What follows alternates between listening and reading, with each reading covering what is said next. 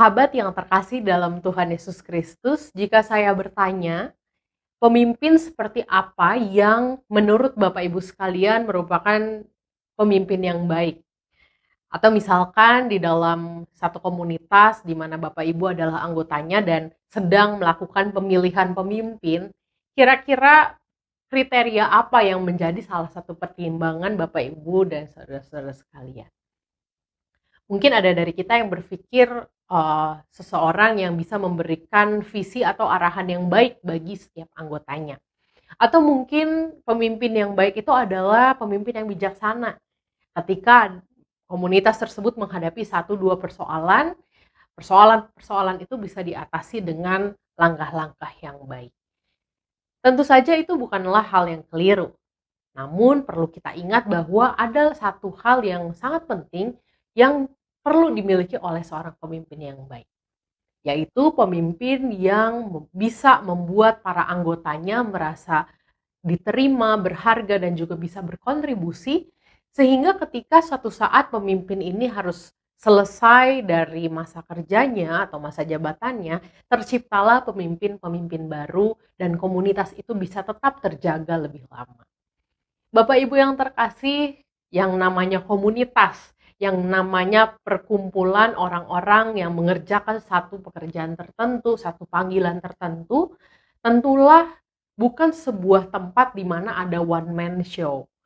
Ketika ada seorang pemimpin atau ada salah satu orang yang sangat dibanggakan, yang sangat dipuja, sehingga ketika pemimpin ini sudah tidak ada lagi atau orang tertentu ini sudah tidak ada lagi di dalam komunitas, komunitas itu menjadi redup, menjadi padam. Bahkan kalau kita melihat di dalam pertunjukan-pertunjukan seni misalnya, di mana ada satu aktor utama.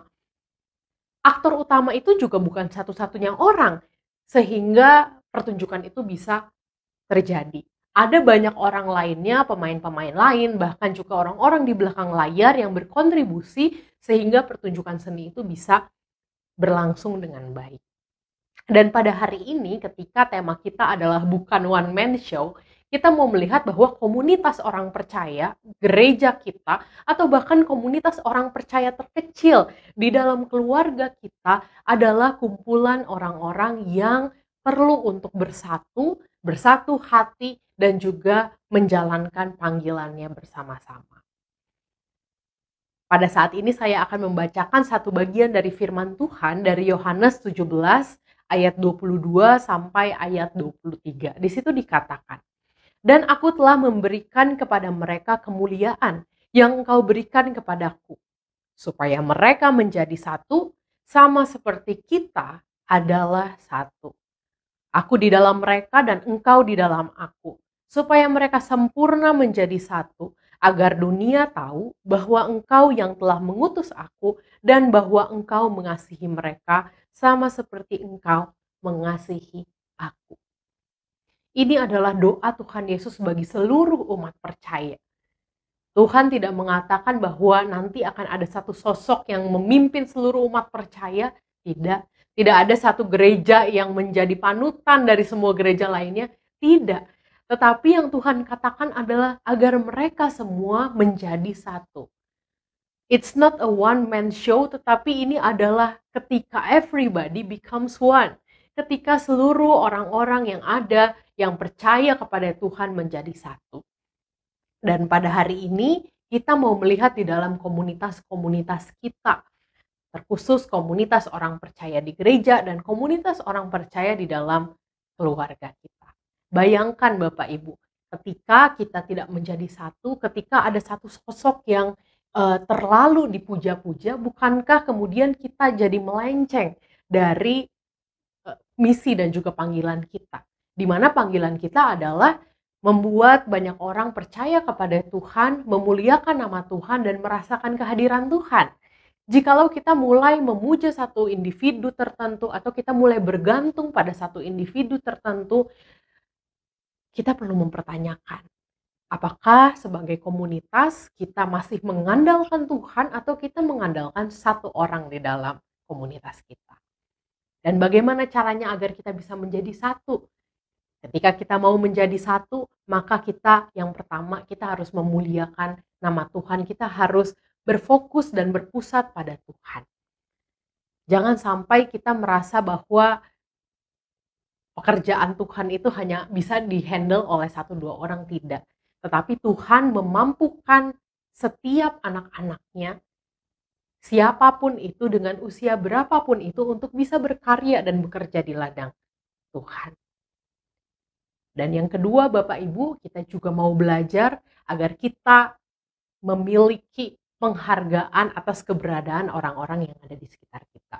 Ketika kita mulai tinggi hati, ketika kita mulai merasa diri kita paling benar, ketika kita merasa bahwa setiap orang harus mengikuti kehendak kita, hati-hati. Karena pada saat itulah kita sedang tidak menghargai keberadaan mereka.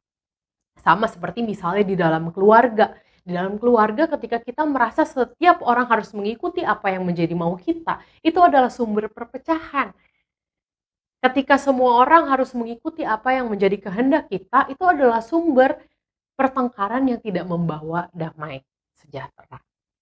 Maka yang kedua, kita harus menghargai keberadaan setiap orang yang ada bersama-sama dengan kita.